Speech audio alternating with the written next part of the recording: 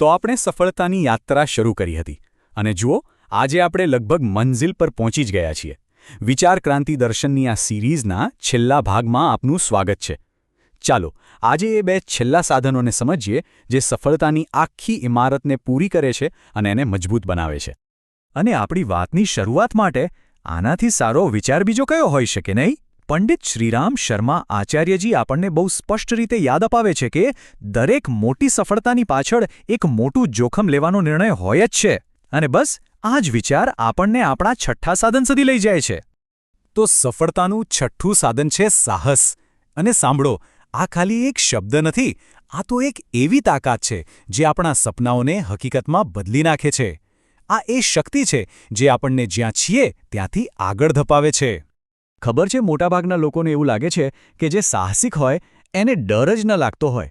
પણ સાચું કહું ને તો આ વાત સાવ અધૂરી છે. હકીકત તો એ છે કે સાહસ એટલે ડરનું ન હોવું એવું નથી, પણ ડર પર જીત મેળવવી છે. અસલી સાહસિક તો એ છે જે તોફાની દરિયાને જોઈને થોડો ગભરાય ખરો, પણ તેમ છતાં હિંમત કરીને પોતાની નાવડીને કિનારા તરફ લઈ જ જાય. અહીંયા છે ને બે અલગ અલગ માઇન્ડસેટ વચ્ચેનો ફરક એકદમ સાફ દેખાઈ આવે છે.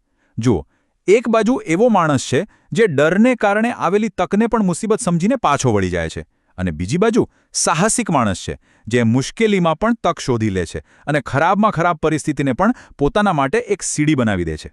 આ જ તો અસલી તાકાત છે, નહીં?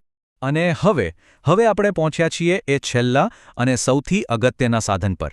એક એવું સાધન જે બાકીના બધા 6 સાધનોને કાબૂમાં રાખે છે, અને એ છે માનસિક સંતુલન. સમજી લો કે આ એવો પાયો છે જેના પર સફળતાનો આખો મહેલ ટકી શકે છે. તો આનો મતલબ શું થયો?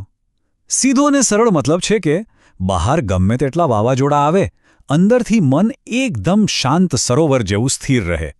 જ્યારે સફળતા મળે ને ત્યારે એના નશામાં છકી ન જવું, અને જ્યારે નિષ્ફળતા આવે ત્યારે દુઃખમાં સાવ તૂટી ન જવું. બસ આ જ સ્થિરતા આપણી અસલી તાકાત છે. તો હવે આપણી પાસે સફળતાની 7 ચાવીઓ આવી ગઈ છે. પણ એક વાત યાદ રાખવા જેવી છે, આ બધા સાધનો અલગ અલગ નથી. એ બધા એકબીજા સાથે જોડાયેલા છે. એક વગર બીજું સાવ અધૂરું છે. અને જ્યારે આ 7 ભેગા થાય છે ત્યારે જ સફળતાનું એક પરફેક્ટ દર્શન તૈયાર થાય છે. આ દર્શનમાં સફળતાની કલ્પના એક બહુ સુંદર કમળ તરીકે કરવામાં આવી છે.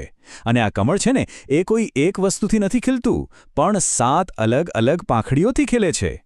દરેક ગુણ એક પાંખડી છે, અને જ્યારે આ 7 પાંખડીઓ એકસાથે આવે છે ત્યારે જ જીવનમાં સફળતાનું કમળ પૂરેપૂરું ખીલી ઉઠે છે. ચાલો ફટાફટ એ 7 પાંખડીઓને ફરીથી યાદ કરી લઈએ. પરિશ્રમ, આત્મવિશ્વાસ, સંયમ, સ્નેહ, પ્રસન્નતા, સાહસ અને છેલ્લે એ બધાને એકસાથે જોડી રાખતું માનસિક સંતુલન.